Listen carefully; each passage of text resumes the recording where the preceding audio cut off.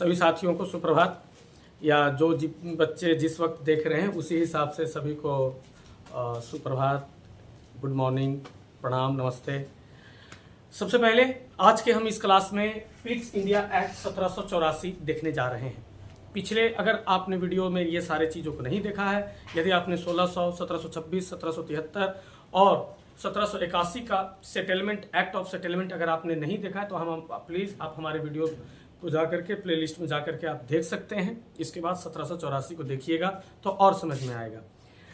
आज का क्लास मैं आगे बढ़ाऊं उससे पहले मैं आप लोगों से कहता हूं कि यदि आप हमारे इस वीडियोस को पहली बार देख रहे हैं, अर्थात मेरी चैनल को पहली बार विजिट कर रहे हैं, तो कृपया इस चैनल को आप सब्सक्राइब करें और बेल आइकन को जरूर दबाएं ताकि नोटिफिकेशन आपके पास पहुंच जाए वीडियो अपलोड होने के साथ ही अगर ये वीडियो मेरे द्वारा पढ़ाया गया कंटेंट आपको बहुत अच्छा लगे तो आप इस वीडियो को अपने साथियों तक पहुंचाने की भी कृपा करिए।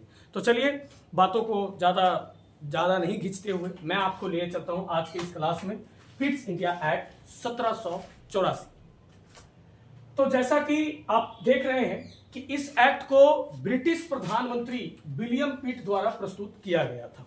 विलियम पिट जो इंग्लैंड का सबसे युवा प्रधानमंत्री बनने का गौरव प्राप्त किया था उस वक्त।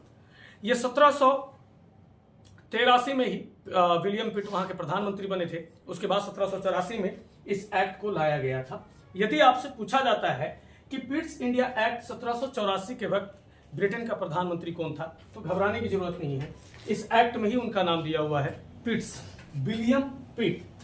आखिर क्या है इसकी विशेषता, आखिर क्यों भारत में east India company Pitt's India act 1784 लाई? आपको पहले ही बताया गया है कि ईस्ट इंडिया कंपनी यहाँ व्यापार करने आई थी, लेकिन जैसे ही वो भारत में आने के बाद देखा यहाँ के हालातों को, जब यहाँ उसको पता चला कि हम यहाँ शासन कर सकते हैं बशर्ते धीरे धीरे, इसलिए उसने एक से एक नियम लाना शुरू किया, जिसमें सबसे पहले शासन करने के लिए जो लिखित संविधान का व्यवस्था किया कंपनी के अधीन वो 1773 के रेगुलेटिंग एक्ट में।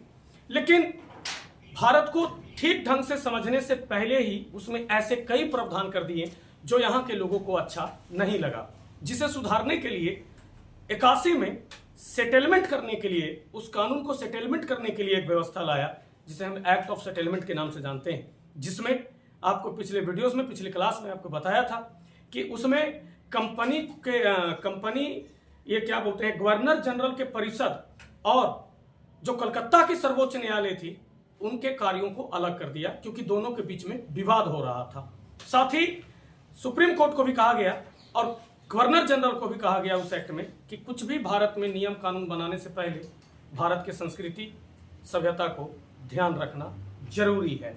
इसके बाद भी 1781 के एक्ट ऑफ सेटलमेंट में ढंग से सुधार नहीं हुआ था, तो 1773 के रेगुलेटिंग एक्ट के ही खामियों को अच्छे तरीके से सुधारने के लिए पिट्स इंडिया एक्ट 1784 आया। जी हां, 1784 का ये पिट्स इंडिया एक्ट भी 1773 का रेगुलेटिंग एक्ट से संबंधित है, उनकी खामियों को दूर करने के लिए लाया गया। चलते हैं, इसमें हम देखते हैं इस एक्ट की विशेषता देखते हैं। इसमें हम लोग विशेषता देखेंगे इस एक्ट का, इसके बाद देखेंगे कि आखिर किन कारणों की वजह से पिट्स इंडिया एक्ट ज्यादा महत्वपूर्ण था, और कुछ अन्य कंसेप्ट भी हम लोग देखेंगे, कुछ और भी कंसेप्ट हम लोग देखेंगे। तो सबसे पहले चलते हैं विशेषता पर। कंपनी के व्यापारिक और राजनीतिक क्रियाकलाप को अलग अलग कर दिया गया। बिल्कुल आपने सही सुना, जब ईस्ट इंडिया कंपनी यहां आई थी तो यहां सिर्फ और सिर्फ निदेशक मंडल के रूप में ही एक समिति थी, एक संगठन थी उनका, यानी कि कोर्ट ऑफ डायरेक्टर्स ही सिर्फ यहां था, जिसमें आपको बताया गया था कि 24 सदस्य थे जो कंपनी के ही प्रोप्राइटर होते थे, उनके ही सदस्य 1 वर्ष के लिए चुने जाते थे, और बाकी उसके बारे में 1773 बारे में और भी बताया गया है पिछले वीडियोस में। लेकिन इसमें एक 1784 वाले में एक नया निकाय जोड़ा गया, नियंत्रण बोर्ड, यानी कि बोर्ड ऑफ कंट्रोल। बिल्कुल आप सही सुन रहे हैं कि पिट्स इंडिया एक्ट 1784 के तहत अब यहां पर कंपनी के व्यापारिक और राजनीतिक क्रियाकलापों को अलग अलग कर दिया गया।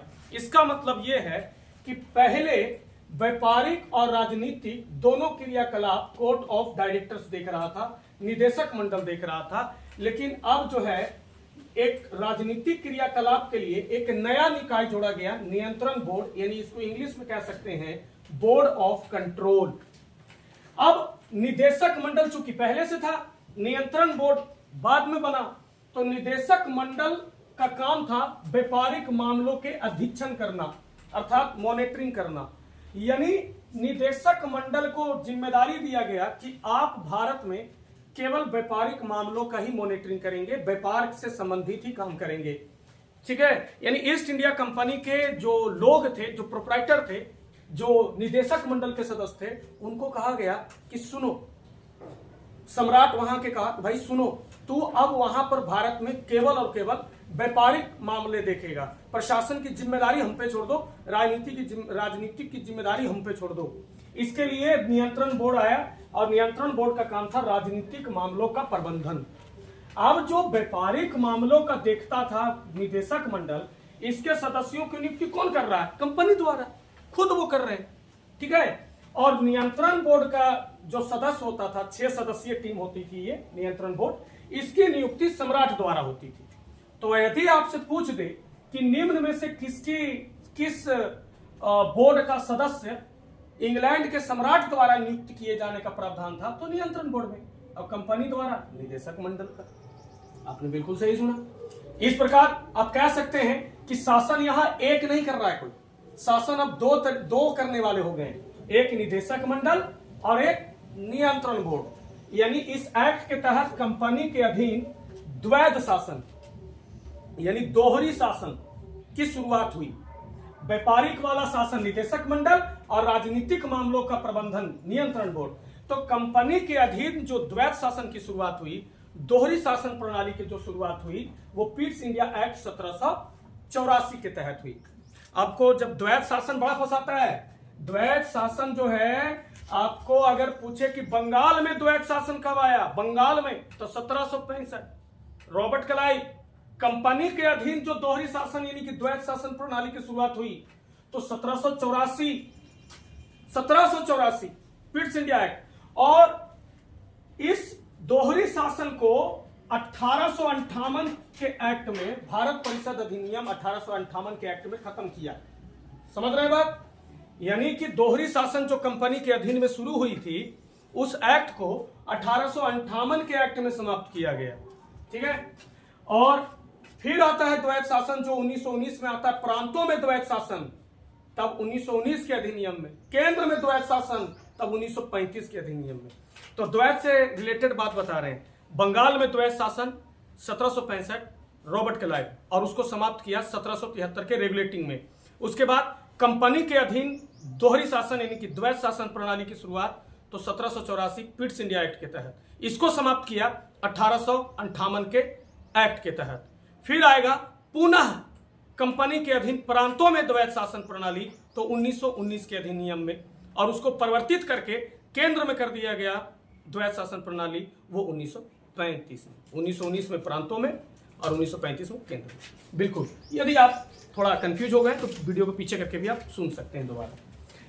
अब इसका मैंने आपको जो विशेषता बताया कि भाई विशेषता ये है कि दोहरी शासन प्रणाली की शुरुआत हो गई, निदेशक मंडल नियंत्रण बोर्ड, लेकिन ये 2 कारणों से ज्यादा महत्वपूर्ण था। पीट्स इंडिया एक्ट 1784 2 कारणों से ज्यादा महत्वपूर्ण था। पहला, भारत के कंपनी के अधीन क्षेत्रों को ब्रिटिश आधिपत्य क्षेत्र कहा गया, ध्यान रखिएगा। यानी जब ये एक्ट भारत में भेजा गया बना करके, तो उसका शीर्षक ही क्या था?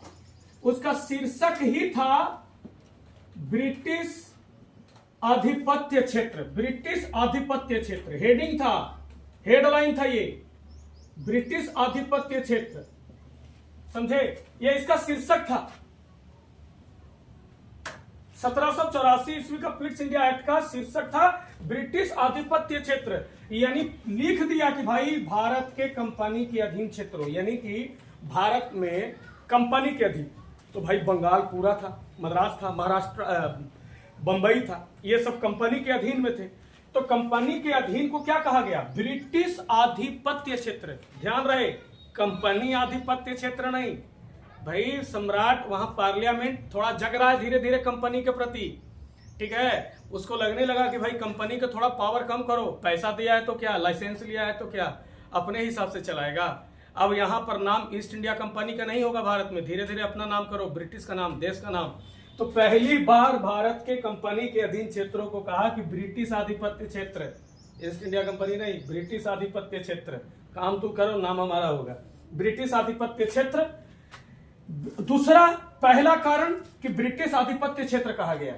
दूसरा महत्वपूर्ण कारण जिसके चलते यह महत्वपूर्ण है, ब्रिटिश सरकार को भारत में कंपनी तथा प्रशासन संबंधी कार्यों पर पूर्ण नियंत्रण प्रदान किया गया। ईस्ट इंडिया कंपनी को पूर्ण नियंत्रण नहीं मिला है, ब्रिटिश सरकार को मिल रहा है, ब्रिटिश पार्लियामेंट को मिल रहा है भारत में कंपनी और प्रशासन संबंधी कार्यों पर, मतलब कंपनी पर भी कंट्रोल कर रहा है और राजनीतिक मामले के लिए, प्रशासन मामले के लिए नियंत्रण बोर्ड भी स्थापित कर ले।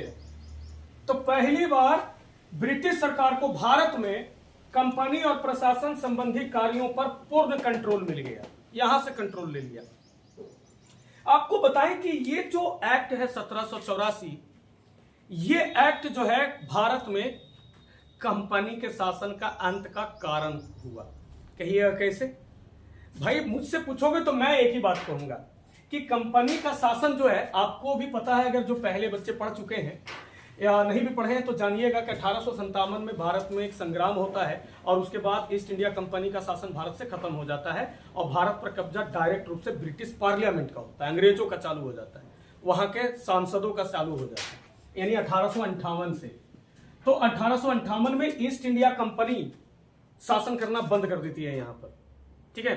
तो ईस्ट इंडिया, अभी भी भारत में शासन ईस्ट इंडिया कंपनी का ही है, यानी 1600 ईस्वी east India company, 1726 east India company, 1773 east India company, 1781 east India company, 84 east India company, 1793 east India company, 1813 east India company, 1833 east India company, 1853 east India company का ही शासन है। लेकिन 57 में संग्राम हुआ, बदनाम हुआ east India company. British parliament ने कहा कि ठीक है भाई इसको हटाओ, अगर ईस्ट इंडिया, हाँ ईस्ट इंडिया कंपनी खराब है भारतीयों, हम इसको हटाते हैं, चलो हम रहेंगे, हम अच्छा से चलाएंगे देश को, तुम्हारे देश को।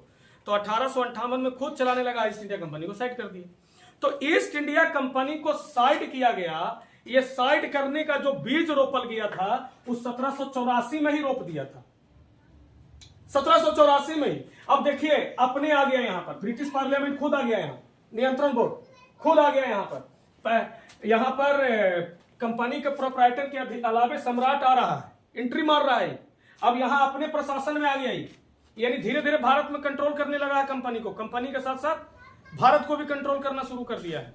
और इतना ना कंट्रोल करने लग गया है कि गवर्नर जनरल को पावर देना शुरू कर दिया, पावर, और दूसरा पावर दे दिया। अब इतना पावर दे दिया धीरे धीरे कि यहां सब मनबढ़ू हो गया गवर्नर जनरल, बाद में वायसराय बना, वो मनबढ़ू हो गया।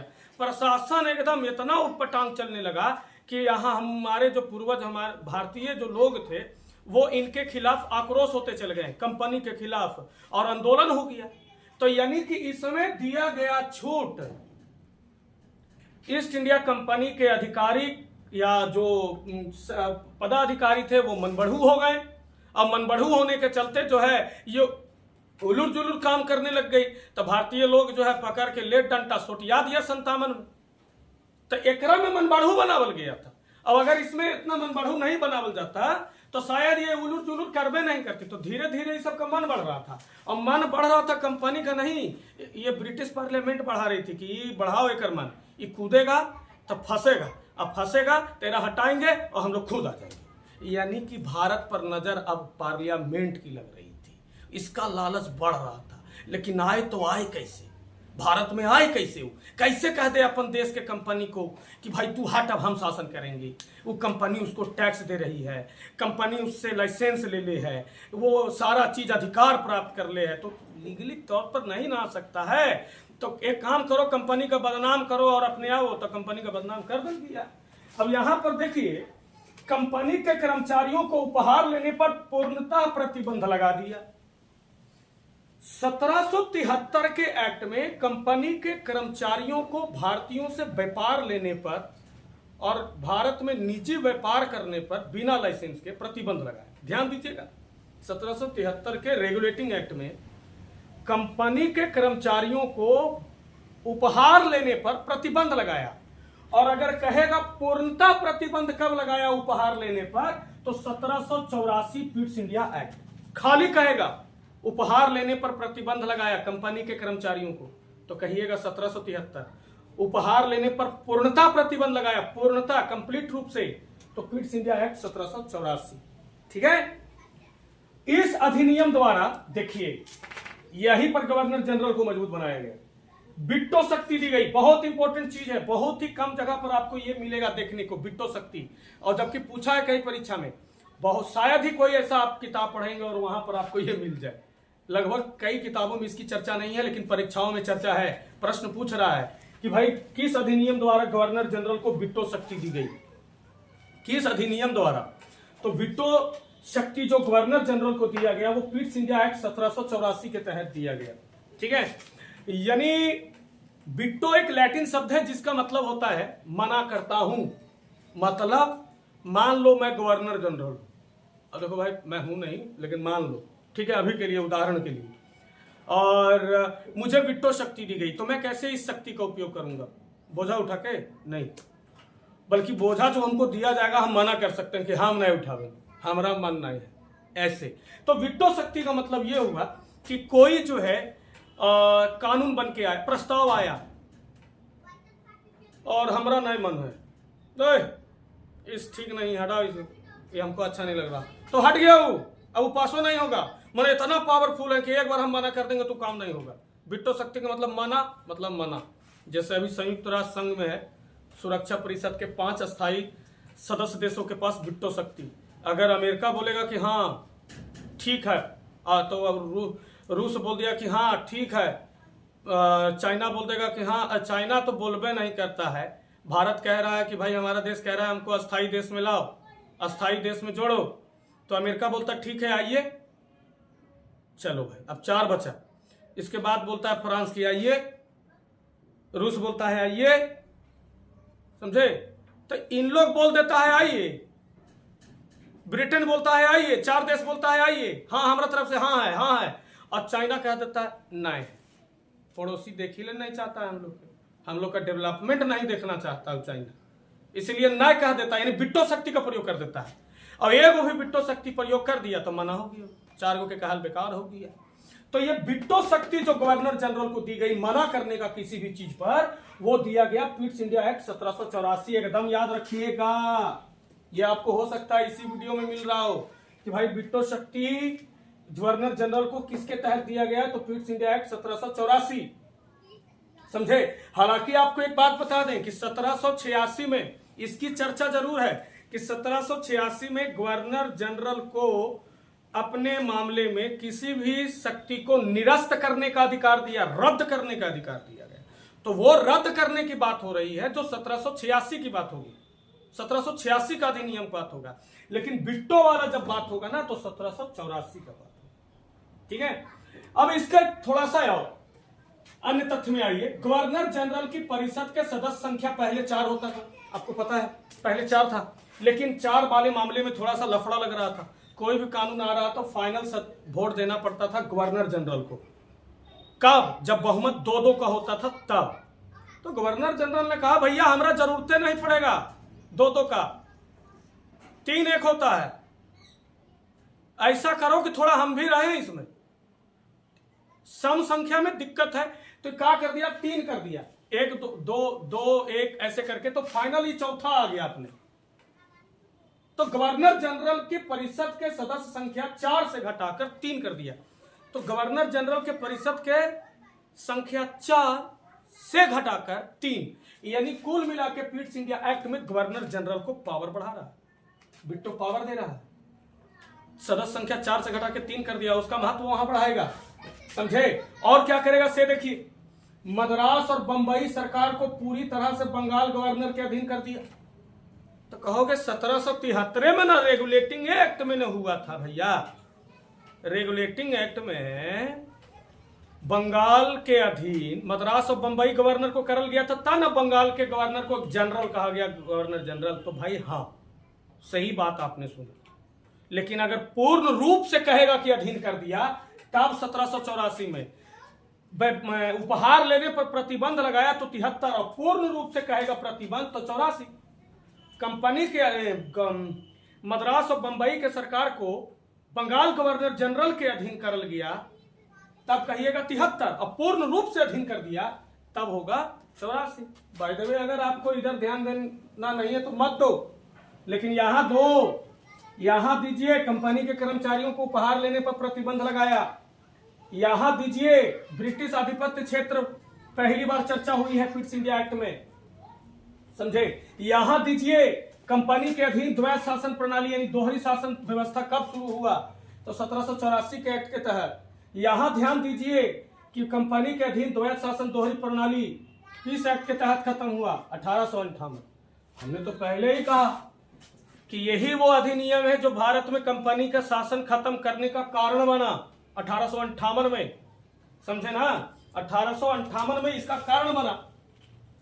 अब क्योंकि इसका कारण यह था कि दोहरे शासन, इसका क्या था कि दोहरे शासन शुरू तो हो गया लेकिन इसकी कई खामियां थी, कई खामियां उजागर होने लगा, युद्ध होने लगा, भ्रष्टाचार जैसे मामले शुरू हो गए, वित्तीय संकट समस्याएं हो गई, सरकार और कंपनी के बीच शक्ति संतुलन बिगड़ गया, सरकार और कंपनी के बीच शक्ति संतुलन बिगड़ गया, कोई भी काम को स्पष्ट रूप से बांटा नहीं गया जिसके चलते दोनों के बीच में दिक्कत होने लगा गया। गवर्नर जनरल को वीटो पावर देकर परिषद में सदस्य संख्या 4 से घटाकर 3 करके उसकी भूमिका को बढ़ा दिया गया, महत्व धीरे धीरे उसको बढ़ाया गया और कंपनी की स्वतंत्रता को धीरे धीरे कम कर दिया इसमें, समझे। और इसी के चलते जो है 1857 के क्रांति के दौरान यह स्पष्ट हो गया कि ईस्ट इंडिया कंपनी जो है वो भारत में शासन के साथ साथ अस्थिरता फैला रही है, सांप्रदायिकता फैला रही है, भारत में लोगों के भावनाओं को ठेस पहुंचा रही है। ये हो गया, इसीलिए ब्रिटिश सरकार को एहसास हुआ कि कंपनी अब भारत में शासन नहीं चलाएगी, मैं चलाऊंगा।